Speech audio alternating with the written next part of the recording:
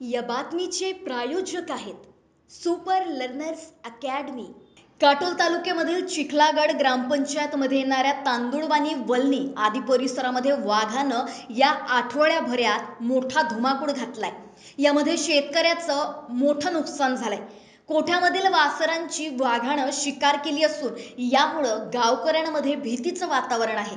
वलनी तथा तांदुळवाणी येथील जंगलामध्ये गावकऱ्यांना अनेकदा हा वाघ रात्रीच्या वेळेला दिसल्यानं तेथील गावकऱ्यांनी सांगितलंय। असं कळल्यानंतर काटोल पंचायत समितीचे सभापती संजय डांगोरे यांनी वलनी आणि तांदुळवाणी या गावातील नागरिकांसोबत हितगुज करून तथा वाघाचा वर्दळ असणाऱ्या परिसरामध्ये भेट देऊन शेतकरी आणि गावकऱ्यांना धीर देण्याचं काम केलं। तथा निशिकांत कापगते RFO रेंजर यांनी परिस्थितीची माहिती दिली आणि लोकांना भयमुक्त करण्यासाठी उपाययोजना करण्याकरिता त्यांना सूचित केले।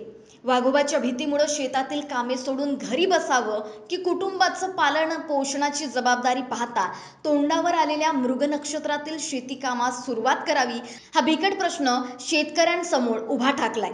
अनेकांची शेती मशागतीची कामं खोळंबली आहेत।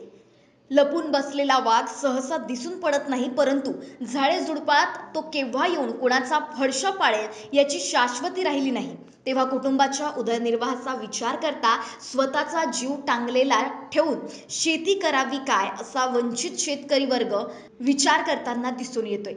एवढी गावातील सरपंच पुष्पाताई एडमे, दीपक एडमे, राहुल लाड, सुभाष राऊत, जनार्दन नेहारे, नीलकंठ नेहारे, विकी नागोसे, रवी लाड, अस्मिता राऊत, गावातील ग्रामपंचायत सदस्य, नागरिक, गावकरी मोठ्या संख्येने उपस्थित होते। विनज न्यूज करिता ब्युरो रिपोर्ट काटोल।